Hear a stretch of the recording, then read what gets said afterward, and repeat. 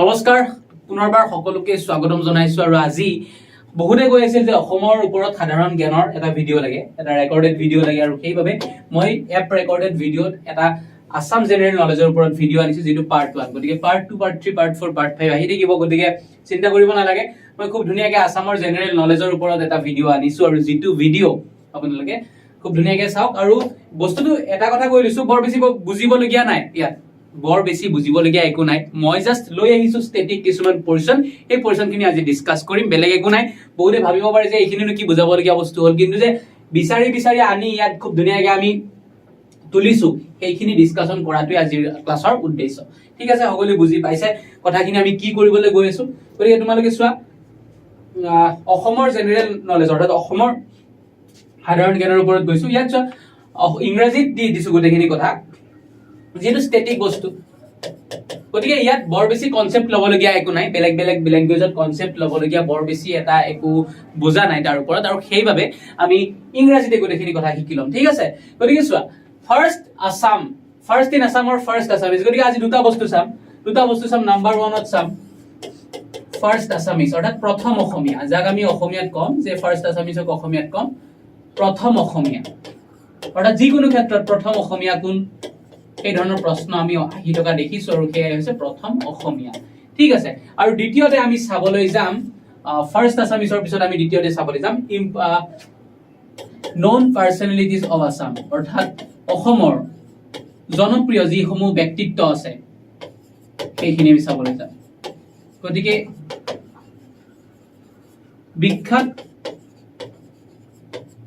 অসমৰ অসমীয়া ব্যক্তি তাৰে কিছু সংখ্যক চাম তাৰ পিছৰ সংখ্যক বাকি টকাখিনি আমি পাছত চাম ঠিক আছে বেলেগ ভিডিঅ চাম বেলেগ পাৰ্টত গতিকে আজি আমি এই দুটা পাৰ্টৰ লক্ষ্যৰে আগবাঢ়িছো গতিকে প্ৰথমৰ পৰা আমি ডিসকাস কৰি লম কোন মানে বহুতখিনি আছে কিন্তু কোনখিনি বেছি দৰকাৰী মই কৈ দিম এইখিনি তোমালোকে সেইমতে চাই গলে so first in Assam first আসামিজৰ প্ৰথমটো আছে ৰেডিঅ' ষ্টেচন সো অসমৰ প্ৰথম ৰেডিঅ' ষ্টেচন ক'ত আছিলে গুৱাহাটী আৰু শ্বিলঙত আছিলে আৰু কিমান চনত এষ্টাব্লিছ হৈছিলে 1948 চনত 1948 টো বহুত দৰকাৰী চন এটা কাৰণ 1948 ত বহুতখিনি কথাই হৈছিল বহুতখিনি বস্তু স্থাপন হৈছিল কি হৈছিল তোমালোকে যদি মনত আছে গুৱাহাটী হাইকোৰ্ট দিছিল নে মই আগতে এটা কাছত কৈছিলো যে গুৱাহাটী হাইকোৰ্ট গুৱাহাটী ইউনিভাৰ্সিটি হয়নে গতিকে এনেকুৱা ধৰণৰ বহুত দৰকাৰী ঘটনা 1948 ত হৈছিল গতিকে ৰেডিঅ' ষ্টেচনটো 1948 ত ষ্টাৰ্ট হৈছিল আৰু ক'ত আছিল গুৱাহাটী এণ্ড শ্বিলঙত ফিল্ম ষ্টুডিঅ' জ্যোতি চিত্ৰবন গুৱাহাটী এষ্টাব্লিছ কিমান চনত হৈছিল 1968 চনত 17 জানুৱাৰী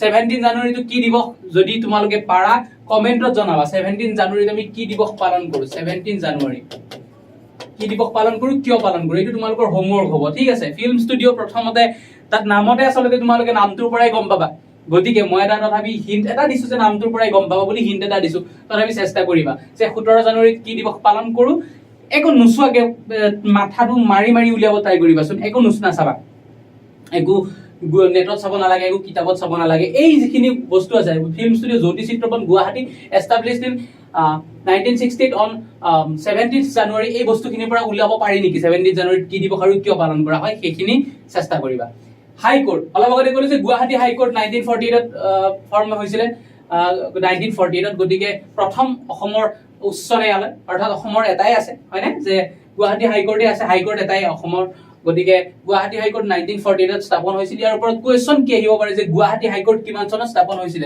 অপচন এ দিলে বলে 1947 বি দিলে 1948 সি দিলে 1952 আৰু ডি দিলে 1969 এনেকে দি দিলে গতিকে আমাৰ শুদ্ধ অপচন হ'ব 1948 বহুতৰ কনফিউজন লাগিব এই দুটাৰ মাজত 1947 আৰু 1948 ৰ মাজত কিয় লাগিব কাৰণ 1947 ত আমি স্বাধীনতা পাইছো আৰু স্বাধীনতা পোৱাৰ লগে লগেই ভাবিব যে স্বাধীনতা পোৱাৰ লগে লগেই গুৱাহাটী হাইকোৰ্টৰ স্থাপনা হৈছে যিহেতু ন্যায় ব্যৱস্থাটো মানে সুৰক্ষিত কৰি ৰাখিব লাগিব গতিকে 1947 ত বহুতে শুদ্ধ চিন্তি আহিব যিয়ে নাজানে গতিকে তোমালোকৰ বাবে জনাই দিছো যে 1948 ত স্থাপন হৈছিল গুৱাহাটী হাইকোৰ্ট ঠিক আছে ইউনিভাৰ্সিটি ইয়াত 1947 বুলি আছে গুৱাহাটী ইউনিভাৰ্সিটি 1947 বুলি আছে কিন্তু একচুয়ালি স্থাপন হৈছিল 1948 ত মই তথাপি এবাৰ ইয়াত চেক কৰি দিম মই যৰ পৰা দাদাটো উঠাইছিল তাত 1947 আছে কিন্তু 1948 ত হৈছিল গুৱাহাটী ইউনিভাৰ্সিটি আৰু মানে মেডিকেল স্কুল যদি ক'বলৈ যাও বেৰি হোৱাইট মেডিকেল স্কুল 1902 আৰু বেৰি হোৱাইট মেডিকেল স্কুলে গৈ পেলাই কি হৈছিল অসম মেডিকেল কলেজ যাক আমি অসম চিকিৎসা মহাবিদ্যালয় বুলি জানো যিখন আছে ক'ত ডিব্ৰুগড়ত আছে, ডিব্ৰুগড়ত হয়নে? Assam medical, Assam medical college ডিব্ৰুগড়ত আছে। গতিকে আমাক যদি কোৱেশ্চন সুধে, এই কোৱেশ্চনটো আহিছে যে প্ৰথম অসমৰ চিকিৎসা মহাবিদ্যালয়, এনেকে যদি সুধে যে চিকিৎসা মহাবিদ্যালয় এনেকে যদি সুধে, যদি তোমালোকক দিয়ে যে প্ৰথম দিলে বোলে গুৱাহাটী মেডিকেল কলেজ হয়নে? গুৱাহাটী দিলে মানে বিত দিলে বোলে যোৰহাট মেডিকেল কলেজ, ইয়াত লিখিব আৰু যে গুৱাহাটী চিকিৎসা মহাবিদ্যালয়, যোৰহাট চিকিৎসা মহাবিদ্যালয়। চিট দিলে অসম চিকিৎসা মহাবিদ্যালয়, য'ত যিখন আছে কিহত? ডিব্ৰুগড়ত হয়নে? 1947ত স্থাপনা হোৱা। তাৰপিছত দিলে বোলে তোমাক দিলে শিলচৰ মেডিকেল কলেজ, শিলচৰ চিকিৎসা মহাবিদ্যালয় এনেকে দিলে। গতিকে আমাৰ কনফিউজন হ'ব দুটা বস্তুৰ মাজত, যিটো ছাত্ৰ ছাত্ৰীসকলে ভুল কৰি আহে যে গুৱাহাটী আৰু অসম মেডিকেল কলেজ, এই দুটাৰ মাজত কনফিউজন এটা ক্ৰিয়েট হ'ব। গতিকে সেই কনফিউজনটো যাতে নহয়, সেইবাবে মই বস্তুটো খুব ধুনীয়াকৈ তোমালোকক ক্লিয়াৰ কৰি দিছো যে গুৱাহাটী মেডিকেল কলেজখন নহয়, অসমৰ প্ৰথম মেডিকেল কলেজ হ'ব নোৱাৰে। অসমৰ প্ৰথম মেডিকেল কলেজ হ'ব আমাৰ অসম চিকিৎসা মহাবিদ্যালয়, যিখন অৱস্থিত ডিব্ৰুগড়। ঠিক আছে, তাৰপিছত মেণ্টেল হস্পিটেল, যিখন আমাৰ মানসিক চিকিৎসালয়, প্ৰথম তেজপুৰত আছিলে। গতিকে আমাক কয় নহয় কিবা মানে উল্টা পুল্টা বকি থাকিলে, পাগলা হৈছা নেকি তই? যদি পাগলা হৈছা তোক তেজপুৰত থৈ আহিম, এনেকে কয় নে নাই? তই পাগলা হৈছা নেকি, কি বকি আছা? যদি পাগলা হৈছা তোক তেজপুৰত থৈ আহিম, এনেকে কয় না নাই? সেইকাৰণে মানে এই কথাটো কোৱা হয় যে যিহেতু তেজপুৰত প্ৰথম মানসিক চিকিৎসালয়খন আছিলে, আৰু সেইবাবে কি হয় যে আমি মেণ্টেল হস্পিটেল বুলি ক'লে আমি তেজপুৰৰ কথাটোৱে মানে ডাইৰেক্টলি মনত আহে আৰু। ঠিক আছে, মনত থাকি গ'ল এইখিনি। তাৰপিছত আমি যদি চাবলৈ যাওঁ, কেইটামান আৰু চাইছো যে ওমেন চিফ মিনিষ্টাৰ প্ৰথম কোন? সৈয়দা আনোৱাৰা তাইমুৰ। আৰু প্ৰথম আৰু একমাত্ৰ মহিলা অসমৰ মুখ্যমন্ত্ৰী সৈয়দা আনোৱাৰা মানে তাইমুৰৰ পিছত মহিলা মুখ্যমন্ত্ৰী এতিয়ালৈকে অসমৰ হোৱা নাই। ঠিক আছে, এইটো দৰকাৰী প্ৰশ্ন, ভেৰি ভেৰি ইম্পৰ্টেণ্ট। ইয়াৰ ওপৰত কোৱেশ্চন আহিছে আগতে। Recipient of gold medal in Asian গেমছত সোণৰ পদক অৰ্জন কৰা প্ৰথম গৰাকী অসমীয়া কোন? তেখেত হৈছে আমাৰ সকলোৰে সন্মানীয়, সকলোৰে চিনাকি অৰ্জুন বঁটা প্ৰাপক ভোগেশ্বৰ বৰুৱা। আৰু যাৰ জন্মদিনত আমি কি কৰো? যাৰ জন্মদিন আমি পালন কৰো 3 ছেপ্টেম্বৰ জন্মদিন তেখেতৰ, আৰু যাৰ জন্মদিন আমি পালন কৰো অভিৰুচি ক্ৰীড়া দিৱস। আৰু যেতিয়া এতিয়ালৈকে প্ৰত্যেক বছৰে বিভিন্ন চৰকাৰী চাকৰিৰ পৰীক্ষা হয়, বিভিন্ন চৰকাৰী চাকৰিৰ পৰীক্ষাৰ এবাৰ হলে এটা পৰীক্ষাত হলেও এই ভোগেশ্বৰ বৰুৱা দেৱৰ ওপৰত কোৱেশ্চন আছে। গতিকে বৰ বেছি দৰকাৰী, VVI শুদ্ধ চিন দি গৈছো মই, বৰ বেছি দৰকাৰী হয়নে? তাৰ পিছত এইখিনি কোৱেশ্চন আহিব পাৰে, এইটো যে 3 ছেপ্টেম্বৰত কি দিৱস পালন কৰো? অভিৰুচি ক্ৰীড়া দিৱস কাৰ জন্মদিনত পালন কৰা হয়? ভোগেশ্বৰ বৰুৱা। এনেকুৱা ধৰণৰ কোৱেশ্চন আহিব পাৰে। প্ৰথম অৰ্জুন বঁটা প্ৰাপক কোন অসমীয়া? ভোগেশ্বৰ বৰুৱা। প্ৰথম এছিয়ান গেমছত গ'ল্ড মেডেল পোৱা অসমীয়া কোন? ভোগেশ্বৰ বৰুৱা। বিভিন্ন ধৰণৰ কোৱেশ্চন আহিব পাৰে ইয়াৰ পৰা। আৰু তাৰ পিছত কোৱেশ্চন যে cabinet minister of union cabinet, আমাৰ ইউনিয়ন কেবিনেট আছিলে, তাৰ প্ৰথম অসমীয়া কেবিনেট মিনিষ্টাৰ কোন? ফখৰুদ্দিন আলি আহমেদ। আৰু যিগৰাকী আছিল প্ৰথম অসমীয়া ৰাষ্ট্ৰপতি, মানে প্ৰথম অসমীয়া ব্যক্তি যিয়ে ভাৰতৰ ৰাষ্ট্ৰপতি হৈছিলে, আৰু তেখেত হৈছে ফখৰুদ্দিন আলি আহমেদ। আৰু তেখেতৰ নামেৰে বৰপেটাত মেডিকেল কলেজখন আছে, এইটো জানিব লাগিব যে ফখৰুদ্দিন আলি আহমেদ চিকিৎসা মহাবিদ্যালয়, হয়নে? গতিকে সেইটো আমি জানিব লাগিব। ঠিক আছে, তাৰপিছত দিল্লীত অফ লণ্ডন ইউনিভাৰ্চিটি, এইটো বৰ বেছি দৰকাৰী নহয়। সূৰ্য কুমাৰ ভূঞা, বৰ বেছি দৰকাৰী নহয়। আছামিজ লেক্সিকোগ্ৰাফাৰ, এইটো বৰ বেছি দৰকাৰী নহয়। যাদুৰাম ডেকা বৰুৱা, মই যিকেইটা দৰকাৰী কৈ যাম। ৰিচিপেণ্ট অফ সাহিত্য academy award, VVI very very important. প্ৰথম সাহিত্য একাডেমী বঁটা প্ৰাপক কোন? যতীন্দ্ৰনাথ দুৱৰা। আৰু কি গ্ৰন্থৰ বাবে পাইছিল? বনফুল। আৰু কিমান চনত পাইছিল? এই গোটেইখিনি দৰকাৰী। যে কিমান চনত তেখেতে বঁটা পাইছিল? 1952 চনত। কোনখন কিতাপৰ বাবে? বনফুলৰ বাবে। আৰু তেখেত কোন? যতীন্দ্ৰনাথ দুৱৰা, প্ৰথম অসমীয়া সাহিত্য একাডেমী বঁটা প্ৰাপক। ৰিচিপেণ্ট অফ জ্ঞানপীঠ এৱাৰ্ড, বৰ বেছি দৰকাৰী। ডক্টৰ বীৰেন্দ্ৰ কুমাৰ ভট্টাচাৰ্য, তেখেতে পাইছিল মৃত্যুঞ্জয়ৰ বাবে, আৰু 1979 চনত পাইছিল। ঠিক আছে, আৰু দ্বিতীয় গৰাকী অসমীয়া কোন আছিল যিয়ে জ্ঞানপীঠ পাইছিল? তেখেত আছিল মামণি ৰয়চম গোস্বামী। যদি মই তোমালোকক আগতে কৈছো, মনত আছে চাগে, মামণি ৰয়চম গোস্বামী, কাৰণ মই ইউটিউবতো জেনেৰেল নলেজৰ ওপৰত বিভিন্ন ক্লাছ আগতে কৰাইছো, আৰু তাতেই মই বিভিন্ন ধৰণৰ কথাবিলাক আনুষংগিকভাৱে মই কৈ থাকো। মামণি ৰয়চম গোস্বামী। আৰু তৃতীয় গৰাকী কোন? আমাৰ সকলোৰে শ্ৰদ্ধাৰ, সকলোৰে চিনাকি সন্মানীয় নীলমণি ফুকন ছাৰক দিয়া হৈছে, হয়নে? নীলমণি ফুকন ছাৰক দিয়া হৈছে। আৰু 2021 চনত কোনে পাইছে? দামোদৰ মৌজো পাইছে। আৰু দামোদৰ মৌজো কিমান সংখ্যক আছিল? 57 নম্বৰ, হয়নে? নীলমণি ফুকন 56 নম্বৰ আছিল, দামোদৰ মৌজো 57 নম্বৰ। ঠিক আছে, এইখিনি জ্ঞানপীঠ এৱাৰ্ডৰ ওপৰত আহিব পাৰে কোৱেশ্চন। এটা ভিডিঅ' বনাইছো নহয় এৱাৰ্ডৰ ওপৰত, ইম্পৰ্টেণ্ট এৱাৰ্ডছ, আৰু সেই ভিডিঅ'টো চালে তোমালোকৰ এইখিনি ক্লিয়াৰ হৈ যাব।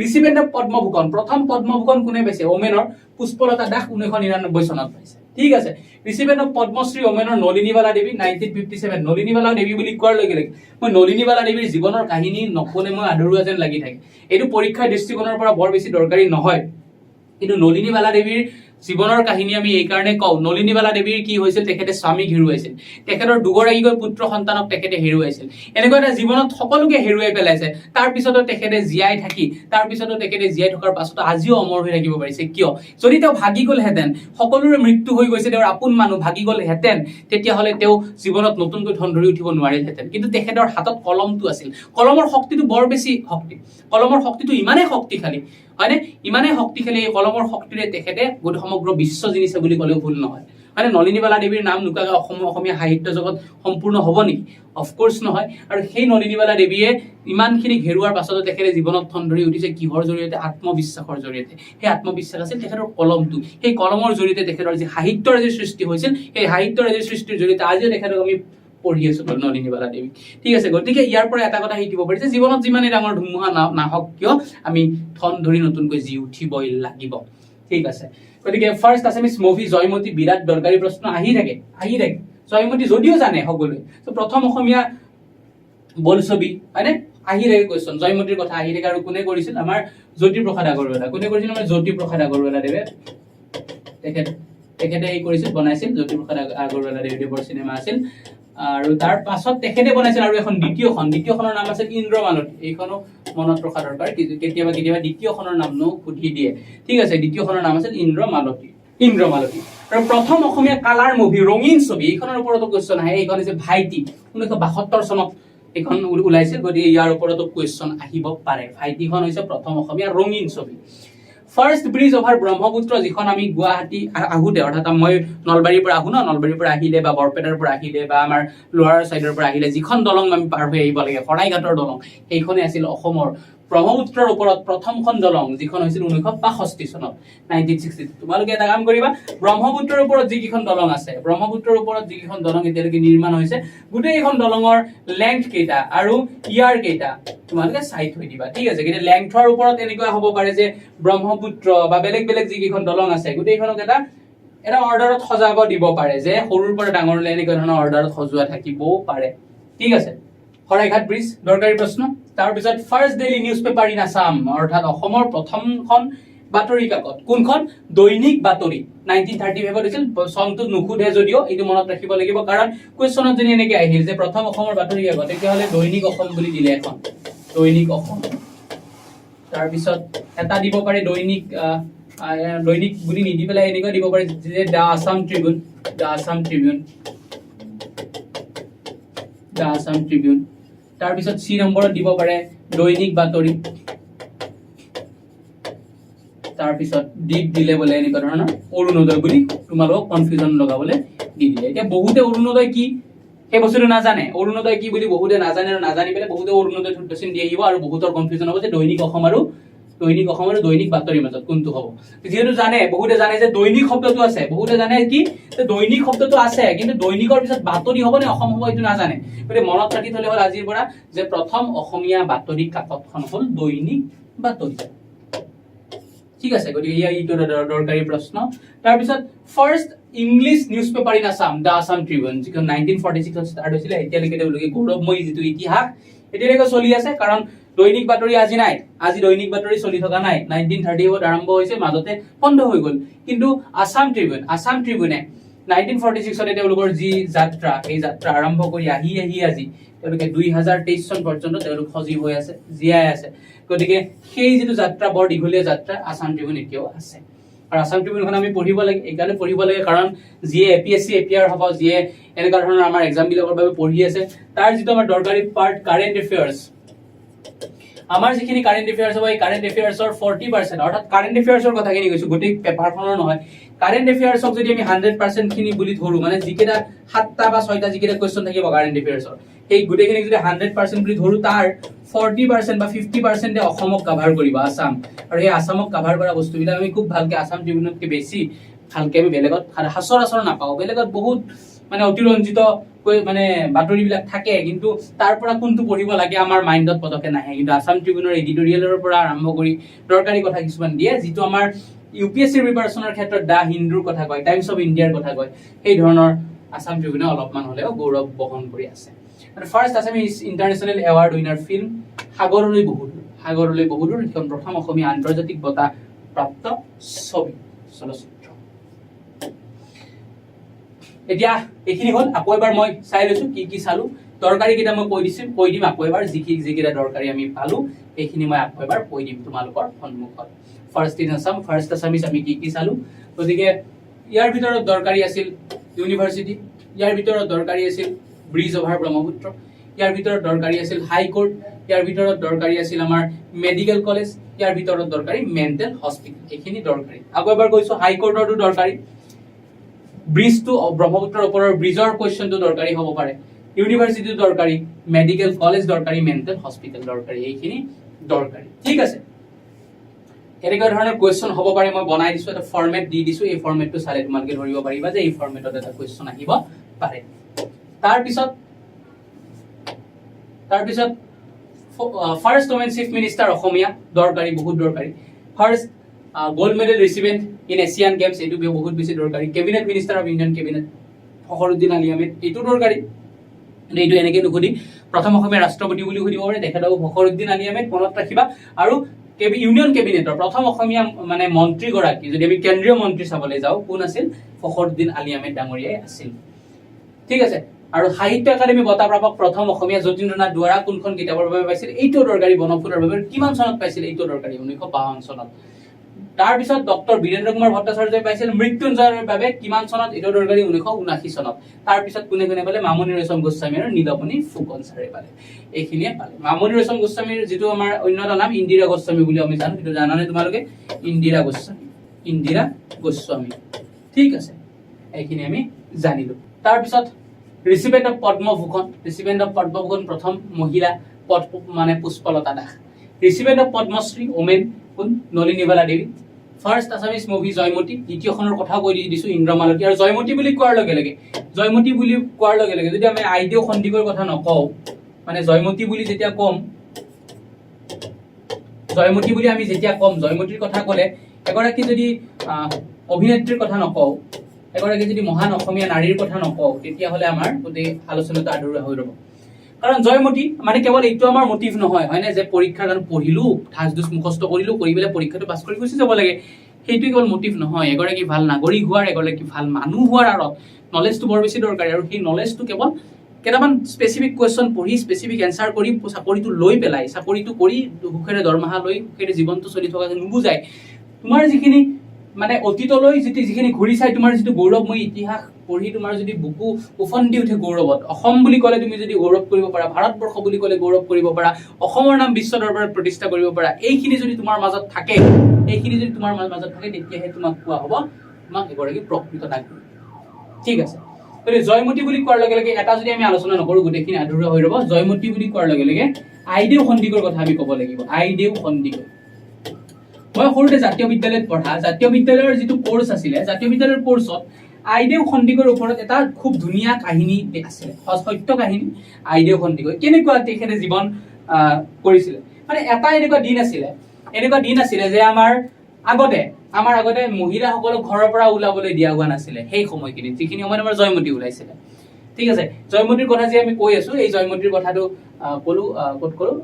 জয়মতীৰ কথা, এই জয়মতীৰ সেই সময়ত মহিলাসকলক ঘৰৰ পৰা ওলাব দিয়া নাছিল। সেই সময়ত যিখিনি সময়ত মহিলাসকলক ঘৰৰ পৰা ওলাব দিয়া নাছিলে, সেই সময়খিনিত এগৰাকী মহিলাই চিনেমা এখনত অভিনয় কৰাটো কেনেকুৱা ধৰণৰ কথা? আইদেউ সন্দিকৈ চিনেমা এখনত অভিনয় কৰাটো সহজ কথা নেকি? নহয়, হয় নে নহয়?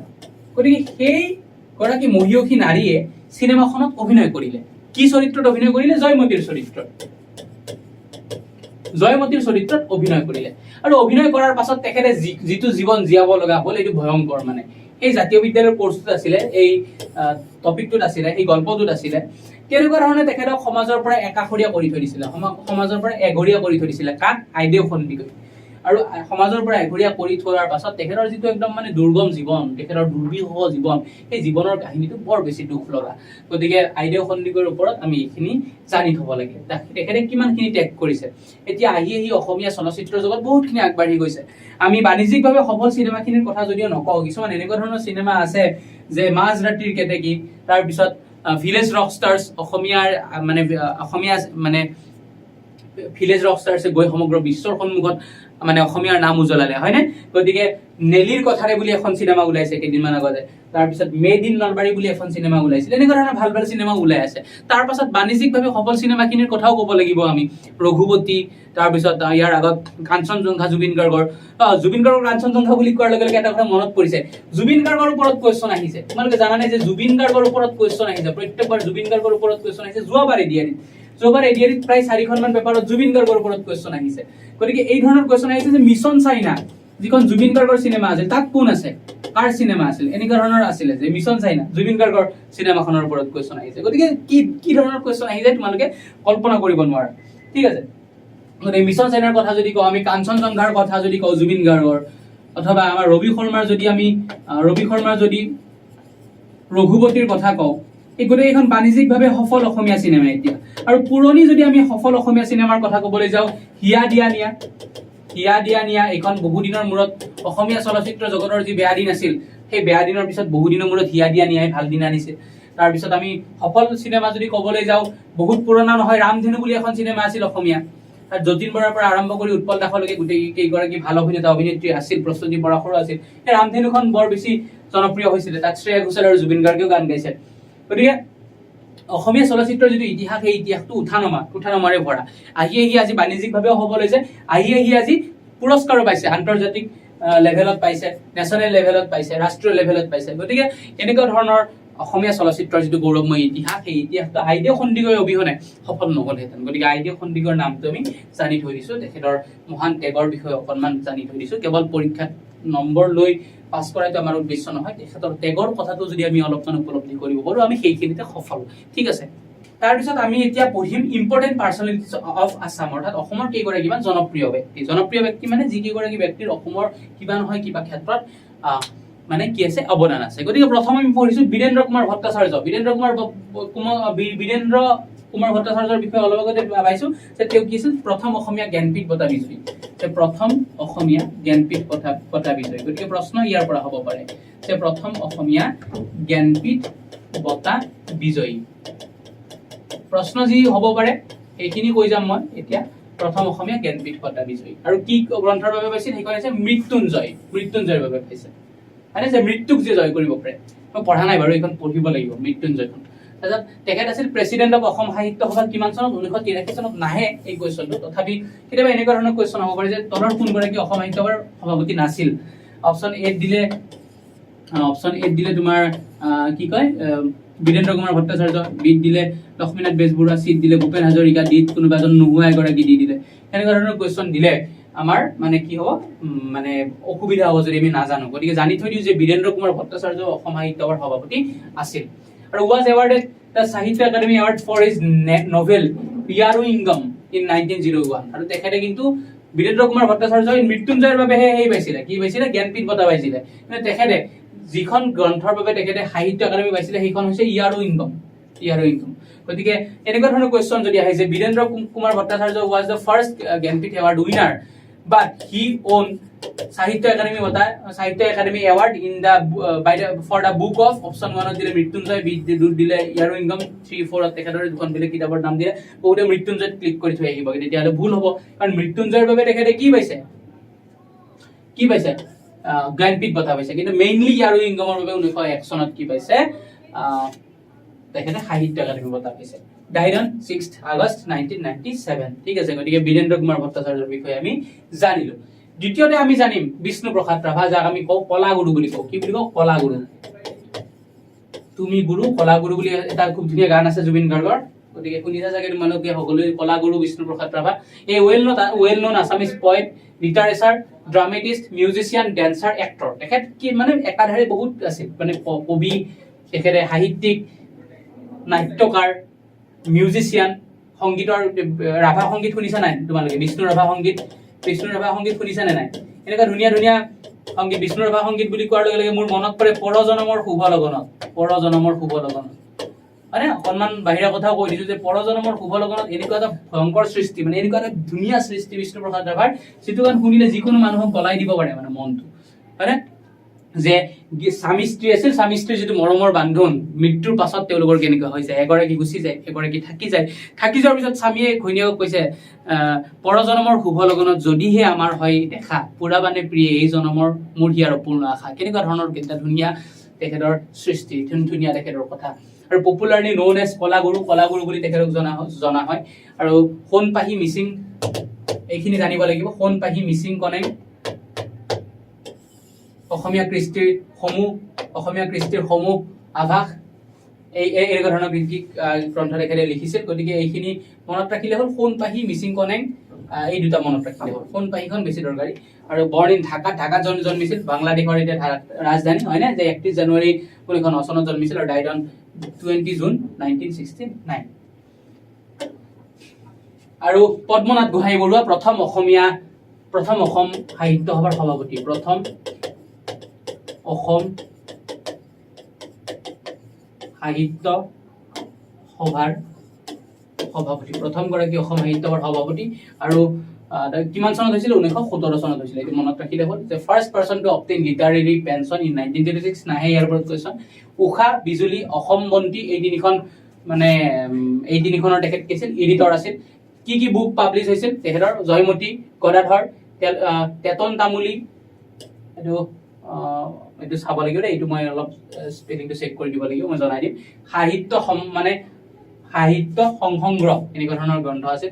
তাৰপিছত ইয়াত অলপ আধৰুৱা হৈ আছে লিখিবলৈ কিবা এটা পইণ্ট, ঠিক আছে? পইণ্টটো মই পাছত হেৰি কৰি দিম তোমালোকক, মানে দৰকাৰী পইণ্টখিনি মই লিখি আনিছো, চিন্তা কৰিব নালাগে। Producer of the famous film চিৰাজৰ প্ৰডিউচাৰ আছিলে। President's medal for his film Piyoli Phukan in 1955, আৰু পিয়লি ফুকনৰ বাবে তেখেতে কি হৈছিল? প্ৰেচিডেণ্টৰ মেডেলো পাইছিল। আৰু writer of some famous drama, ফৌকজৰা, মায়ঙৰ বেজ, এনেকুৱা ধৰণৰ, এই দুখন মনত ৰাখিলে, ফৌকজৰা, মায়ঙৰ বেজ, ঠিক আছে? এইখিনি অলপ স্পেলিং মিষ্টেক আছে, ঠিক আছে? তাৰপিছত আমি ফণী শৰ্মাৰ বিষয়ে পঢ়িম। ফণী শৰ্মা কি কৰিছিল? যে producer of the famous film Siraj নামৰ যিখন ফিল্ম আছিল, ফেমাছ ফিল্ম, সেইখনৰ প্ৰডিউচাৰ আছিলে। প্ৰেচিডেণ্ট মেডেল পাইছিল কিহৰ বাবে? পিয়লি ফুকন এখন বৰ দৰকাৰী অসমীয়া চিনেমা, বৰ ফেমাছ অসমীয়া চিনেমা পিয়লি ফুকন।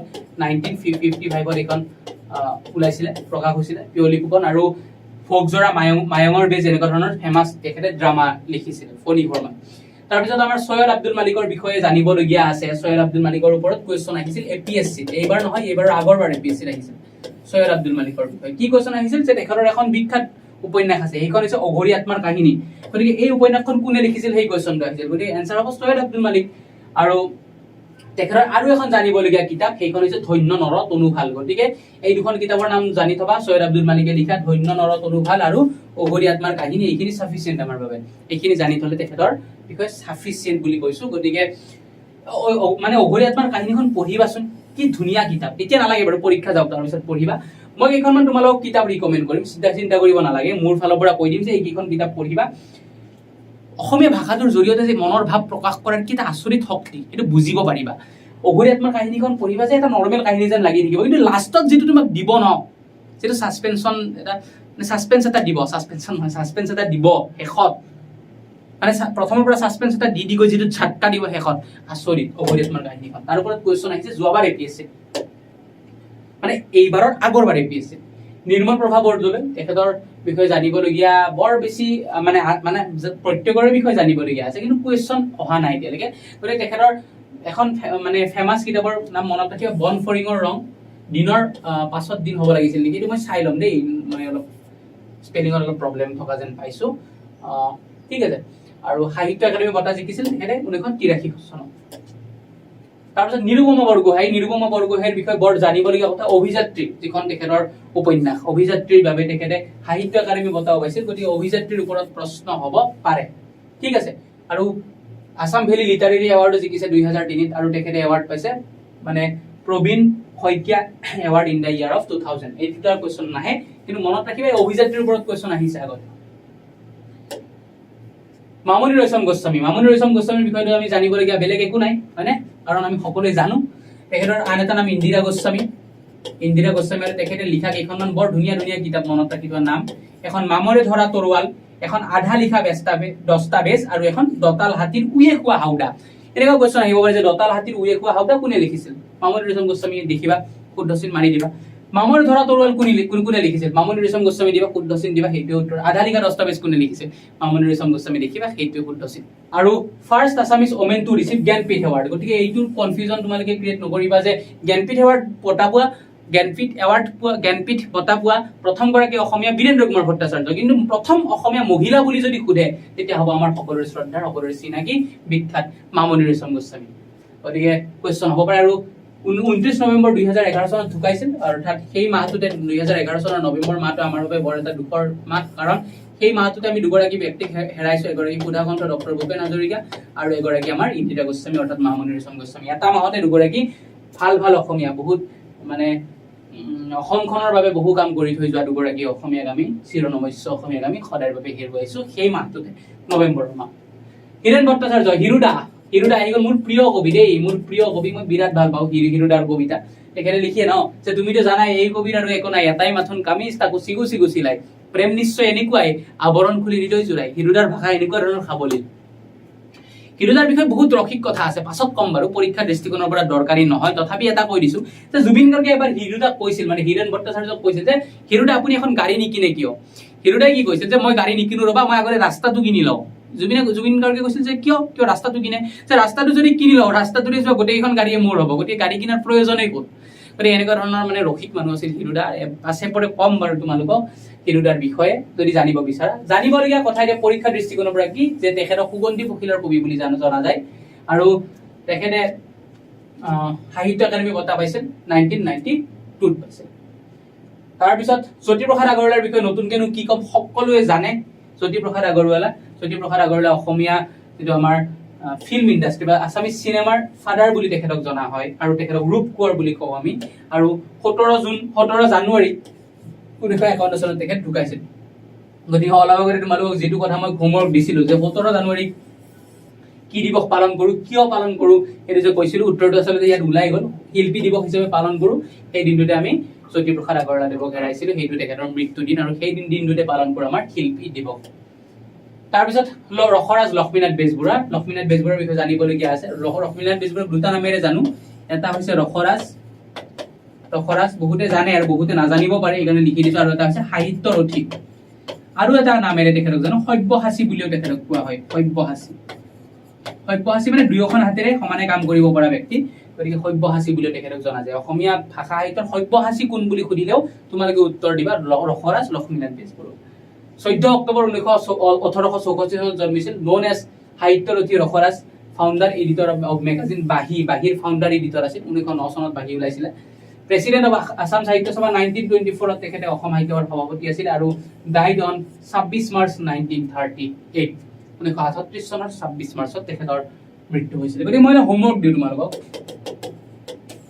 লক্ষ্মীনাথ বেজবৰুৱাৰ কেইখনমান বিখ্যাত, লক্ষ্মীনাথ বেজবৰুৱাৰ 10টা বিখ্যাত সৃষ্টি মোক তোমালোকে লিখি হোৱাটছএপত দিবা।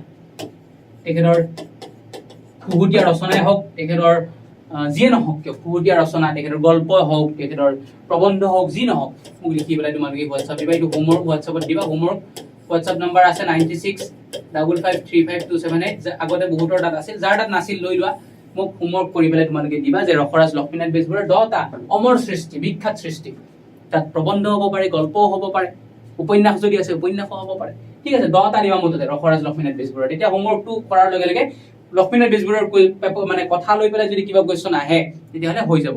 আৰু কৃষ্ণকান্ত সন্দিকৈৰ বিষয়ে চোৱা, আৰু বহু কেইগৰাকী পাৰ্চনেলিটিজৰ বিষয়ে পঢ়িম পাছত। ইয়াত পাৰ্ট 1ত গৈছে।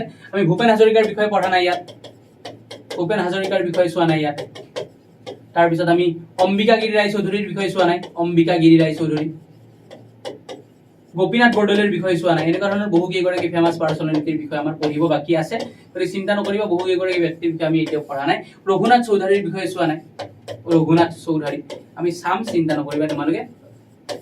গতিকে কৃষ্ণকান্ত সন্দিকৈ সংস্কৃত স্কলাৰ বুলি কোৱা হয় তেখেতক। আৰু first honorary principal of Jagannath Barooah college JB college যোৰহাটৰ যিগৰাকী চাই আছা এইটো মনত ৰাখিবা আৰু first VC of Guwahati university আমাৰ মই যিখনৰ পৰা পঢ়িছো গুৱাহাটী ইউনিভাৰ্চিটি তাৰ প্ৰথম গৰাকী কি আছিল ভাইচ চেঞ্চেলৰ আছিল ভিচি first Assamese two receive Padma Bhushan and Padmashri বৰ দৰকাৰী VVI প্ৰথম অসমীয়া কোন কেইগৰাকী ব্যক্তি যে দুটাকৈ বিখ্যাত বঁটা পাইছিল পদ্মশ্ৰী আৰু পদ্মভূষণ কোন প্ৰথম কৃষ্ণকান্ত সন্দিকৈ মনত ৰাখিবা সকলোৱে এটা মই হোমৱৰ্ক দিছো যে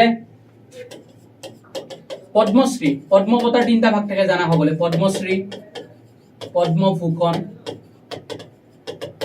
পদ্মবিভূষণ এই তিনিওটা পদ্মবিভূষণ তিনিওটা বঁটাৰে সন্মানিত বা তিনিওটা সন্মানেৰে সন্মানিত এইটো হোমৱৰ্ক থাকিল তোমালোকৰ আগৰ ক্লাছত কৈছো যদি মন দি চাইছিলা পাৰিবা মোক জনাই দিবা হোমৱৰ্কটো মোৰ WhatsApp নাম্বাৰতে দি দিলে হৈ গ'ল ঠিক আছে এইটো হোমৱৰ্ক থাকিল যে পদ্মশ্ৰী পদ্মভূষণ পদ্মবিভূষণ তিনিওটা বঁটাৰে সন্মানিত একমাত্ৰ অসমীয়া গৰাকীৰ নাম কি আৰু প্ৰথম পদ্মশ্ৰী আৰু পদ্মভূষণ পোৱা প্ৰথম গৰাকী অসমীয়া কৃষ্ণকান্ত সন্দিকৈ ঠিক আছে আজি আমি ভালেখিনি কথা চালো অসমৰ বিষয়ে আৰু ইয়াৰ পাছত পাৰ্ট 2 আহিব আৰু পাৰ্ট 7 পাৰ্ট 10টামান পাৰ্ট ল'ম মই 10টামান পাৰ্টত অসম ক্লিয়াৰ হৈ যাব লাগে অসমৰ কালচাৰৰ পৰা আৰম্ভ কৰি অসমৰ ড্ৰেছৰ পৰা আৰম্ভ কৰি 10টাতকৈ অলপ কম লওঁ 6-7টাত কভাৰ হৈ যাব লাগে গতিকে কেনেকুৱা লাগিছে জনাবলৈ কোনেও যাতে নাপাহৰা আৰু যদি কিবা ভুল ভ্ৰান্তি ৰৈ গৈছে যিহেতু ষ্টেটিক পৰ্চন কিবা তুলি আনোতে তথ্য সংগ্ৰহ কৰোঁতে ভুল ভ্ৰান্তি ৰৈ যোৱাটো স্বাভাৱিক ভুল হ'লে কেৱল মোক জনাই দিলে ছাৰ এইটোত কনফিউজন আছে এইটো বেলেগ হ'ব লাগিছিল নেকি বুলি কৈ দিলে হ'ল মই চেক কৰি পেলাই জনাই দিম